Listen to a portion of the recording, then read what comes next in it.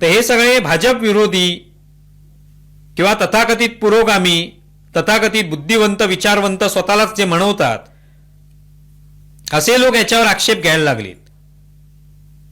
हे कशालाही टेस्ला कारचं हे शोरूम इथे आलेलं आहे. मग त्याच्यामध्ये निखिल बागळेंसारखे सुद्धा जे स्वतःला पत्रकार म्हणवतात, पण अशा पद्धतीने ते सुद्धा याच्यावर शंका घेतात. अनेकांनी याच्यावर दुस्वास व्यक्त केलेला आहे. अनेकांच्या मनामध्ये द्वेष उफाळून आलेला आहे. हे कसं काय हे शोरूम इथे होऊ शकतं? मुळात जर आनंद महिंद्र यांच्यासारख्या व्यक्तीला जर हे कळतंय की इथे हा उद्योग येणं, हे शोरूम येणं त्याच्या अर्थाने कदाचित आगामी काळामध्ये टेस्लाचे आणखी इथे उद्योग उभे राहू शकतील, त्याला पूरक असे, हे त्यांना ओळखता येतं आणि ते असे उद्योग आले अधिकाधिक प्रमाणात तर त्याच्यातून निश्चितपणे स्पर्धा वाढीस लागते.